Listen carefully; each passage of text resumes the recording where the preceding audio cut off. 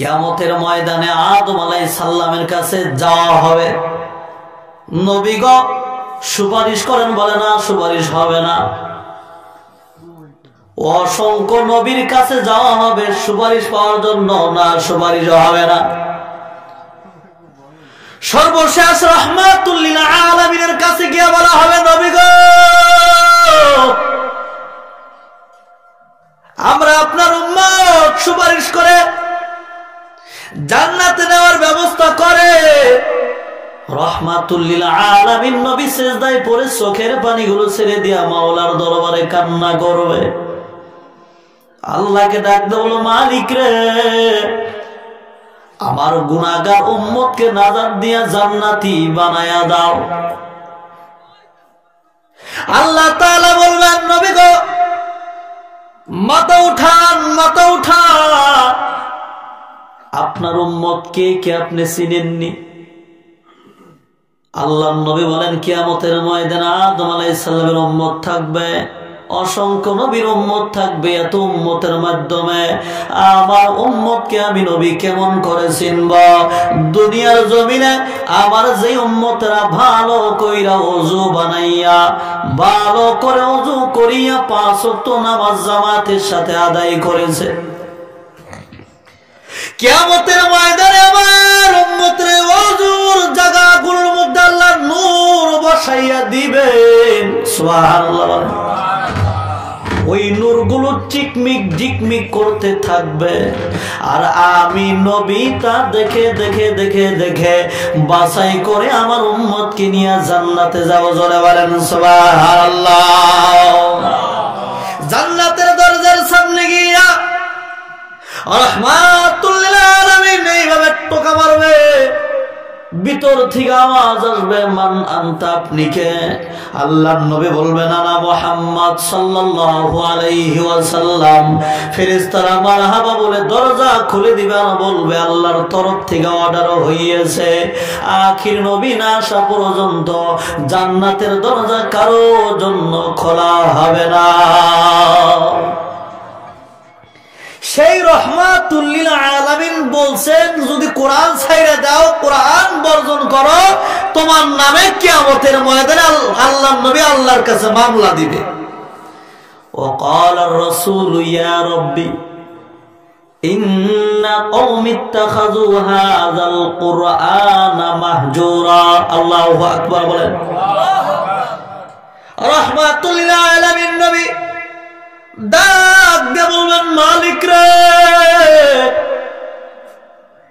এরা আমার সম্প্রদায়, এরা আমার কওম, এরা আমার উম্মত, এরা কোরআন ছাইড়া দিছে, কোরআন বর্জন করছে, কোরআন তেলাওয়াত করে নাই, কোরআন পড়ে নাই। আমি নবী মামলা দিলাম, আমি নবী মামলা দিলাম।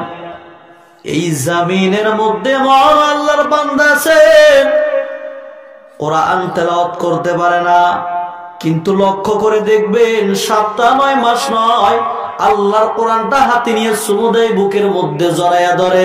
আছে না নাই? আবার এমন মানুষ আছে তেলাওয়াত করতে পারে না, পড়তে পারে না, বছরের পর বছর গুজরে যাচ্ছে, আল্লাহর কোরআন একটা দিন হাতে নেয় না, চুমু দেয় না, বুকে জড়াইয়া ধরে না। এমন মানুষ আছে না নাই? আছে। আমার বন্ধুরা, আমার রাহমাতুল লিল আলামিন যদি তোমার নামে মামলা করে, বাঁচার কোন লাইন নাই রে ভাই। নবী তো মামলা করবেন, পাশাপাশি আল্লাহর কোরআন আল্লাহর সাথে কথা বলবে, আল্লাহ গো ইন্না হাযা আবদুক, এটা আপনার বান্দা, ইত্তাখাযানি মাহজুরা, এরা আমারে ছাইড়া দিছে, বর্জন করছে, আমারে তেলাওয়াত করে নাই, আমার উপরে ময়লা পড়ে আসলে একটা দিনও সাবা করে নাই। আমি কোরআন তোমার বান্দার নামে মামলা দিলাম, তোমার বান্দা এবং আমি কোরআনের মাঝখানে বিচার করো, বিচার না করা পর্যন্ত আমি কোরআন তোমার বান্দাকে জান্নাতে যেতে দেব না। বাসার লাইন আছে, আল্লাহর কোরআন আল্লাহর সাথে কথা বলবে। মারা এই জন্য আল্লাহ সন্তান, ছেলে সন্তান আমানত দিছে, ছেলে সন্তান আমানত দিছে। আল্লাহ কাউকে ছেলে দিছে, মাইয়া দেয় নাই, আবার কাউকে মাইয়া দিছে, ছেলে দেয় নাই। আছে না নাই এরকম? আবার কাউকে ছেলে মাইয়া দুইটাই দিছে, দিছে না নাই? দিছে। আবার এমনও আছে একটাও দেয় নাই, আছে না নাই? বিবাহ করছে 50 বছর 60 বছর বয়স হয়ে গেছে, একটাও দেয় নাই। অর্থাৎ আল্লাহ যে সন্তান দিছে ওই সন্তানদেরকে কোরআনের হাফেজ, মেয়েটারে হাফেজা বানান। কিয়ামতের ময়দান আল্লাহকে গিয়া বলতে পারবেন। আল্লাহ যদি জিজ্ঞাসা করে যে কি নিয়ে আসছো, আল্লাহকে বলবো আল্লাহ কিছুই আনতে পারি নাই, তুমি আমার একজন সন্তান দিয়েছিলে, ফুয়া দিছিলা, ফুরিন দিছিলা, এটা বলেন আপনারা? হ্যাঁ, ওটা আলেম বানাইছি, মাওলানা বানাইছি, হাফেজ বানাইছি, আরই বানাইছি। এটা বলার পরে হয়তো আল্লাহ মাফ করে দিতে পারে, পারে না? পারে। আপনি ভাবতেছেন যে আমার সন্তান মাদ্রাসায় বললে কি করে খাইব? মাসে তো 7,000 8,000 টাকা বেতন। রিজিকের মালিক আল্লাহ, তুমি না। রিজিকের মালিক কে? আল্লাহ, তুমি না। তোমার সন্তান, তোমার ছেলে, তোমার মাইয়া দুনিয়ার জমিনে কি খাবে না খাবে দুনিয়ার জমিনে আসার আগেই আল্লাহ লেখা রাখছে, লেখা রাখছে না? অর্থাৎ ভাইরা আমার, বন্ধুরা আমার, ছেলে সন্তানটাকে হাফেজ আলেম বানান, কোরআন শিক্ষা দেন, নসিহত করেন, নামাজি বানান, দিন শিক্ষা দেন, নসিহত করেন। আর দিন নাসিহা, নসিহত করেন সন্তানটাকে। আজকে সন্তানের মাধ্যমে সন্তানকে কোরআন শিক্ষা, দিন শিক্ষা না দেওয়ার কারণে অসংখ্য যুবক হাতে দেখা যায় ড্রাগস চলে আসে। ড্রাগস আপনাদের এদিকে আছে কিনা জানি না, ড্রাগস চলে আসে। পাতলা পাতলা আছে না? আপনাদের তো এই জেলায়, করিমগঞ্জ জেলার মধ্যে, করিমগঞ্জ আছে না জেলখানা? জেলখানা কোথায়? শিলচর। মুসলমান সন্তান বেশি, ড্রাগস খোর বেশি, দেখবেন, খবর নিয়ে দেখবেন। আমি যাওয়া বছর আসছিলাম যে 300 জন আছে, এর মধ্যে 250 জনই মুসলমান। সুবহানাল্লাহ বললেন না? তাও সুবহানাল্লাহ বলে। আমি পাবলিক যা বলে সুবহানাল্লাহ বলতে বললাম, তাই বললো। এটা শুনে কেউ সুবহানাল্লাহ বলে? নাউজুবিল্লাহ। আপনি ভাবতেছেন যে আমার মহল্লা, আমার সন্তান তো ড্রাগস ব্যবহার করে না, আমার সন্তান তো মদ ব্যবহার করে না, জুয়া ব্যবহার করে না, অমুকের সন্তান তো ব্যবহার করে। তোমার সন্তানকে ওরা ভালো রাখবে না, নষ্ট করে ফেলবো, খারাপ পাইতেছে। আপনি ভাবছেন যে আমারটা তো ভালো আছে, না থাকতে দিব না, অপেক্ষা করেন, নষ্ট করে দিব। অর্থাৎ ভাইরাস আগে থেকে দূর করে দাও।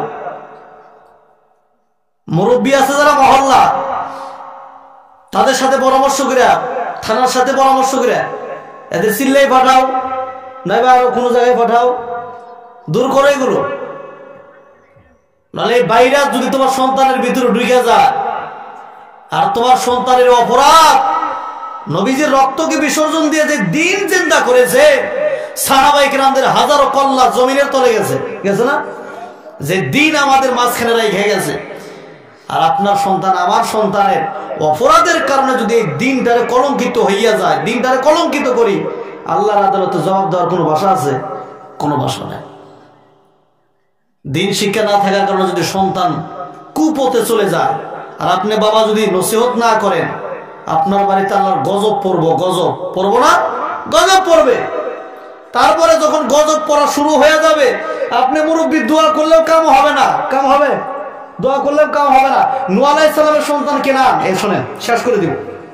নূহ আলাইহিস সালামের সন্তান কেনান দিন মানে নাই। কি মানে নাই মুফতি সাহেব? দিন মানে নাই। আর পাওয়ার দিয়েছে, আমারে কে মারতে পারবো? আল্লাহ জমিন ফাটাইয়া পানি উঠাইছে। ওই যে বড় বড় ভূমিকম্প হইলে আমরা ইউটিউবে, ফেসবুকে দেখতে পারি যে জমিন ফাইটা পানি উঠতেছে, উঠতেছে না? এরকম দেখতে পাই না? দেখতে পাই। আল্লাহ জমিন ফাটাইয়া পানি উঠাইছে, আল্লাহ উপর থেকে পানি দিয়েছে। নূহ আলাইহিস সালামের সন্তান কেনান পানির মধ্যে সুবানি খা। বাবা কি নবী? বাবা কি নবী? সন্তান দিন মানে না। আমি আপনি তো সাধারণ ব্যক্তি। যখন পানিতে সুবানি খায়, নূহ আলাইহিস সালাম আল্লাহর কাছে বলে, রব্বি ইন্না ইবনি মিন আহলি, আল্লাহ এটা আমার আহলের অন্তর্ভুক্ত, আমার সন্তান। কে বললো কথাটা? নূহ আলাইহিস সালাম। কে বললো? নূহ আলাইহিস সালাম। দেখেন নবী, আল্লাহ গো এটা আমার সন্তান। ওয়া ইন্না ওয়াদাকাল হক, আপনার ওয়াদা সত্য। ওয়া আনতা আহকামুল হাকিমিন, আপনি বিচারকদের মধ্যে শ্রেষ্ঠ বিচারক। আমি জানি আপনি বিচার করবেন, কিন্তু আল্লাহ গো, এটা আমার সন্তান। আল্লাহ কি বলছে? ক্বালা ইয়া নূহ, হে নূহ, ইন্নাহু লাইসা মিন আহলি, এটা তোমার সন্তান না। দেখছেন কি বলছে? দিন না মানার কারণে আল্লাহ জানে কিনা নূহ আলাইহিস সালামের সন্তান, এরপরে দিন না মানার কারণে আল্লাহ নূহ আলাইহিস সালামকে বলছে ক্বালা ইয়া নূহ, হে নূহ, ইন্নাহু লাইসা মিন আহলি, এটা তোমার সন্তান না, তোমার আহলের অন্তর্ভুক্ত নয়। ইন্নাহু আমালুন গায়রু সালিহ, এটা বেআমল সন্তান। কাইসা বোঝা গেছে? এটা বেআমল সন্তান। ফালা তাসআলনি, তার ব্যাপারে আমার কাছে সওয়াল কইরো না, তার ব্যাপারে আমার কাছে চাইও না, দোয়া কইরো না, কবুল হবে না, কবুল হবে না। নূহ আলাইহিস সালাম যদি নবী, একজন মানুষ দোয়া করছে, দোয়া কবুল হয় না, আর তুমি আমি কোনকার কি? তোমার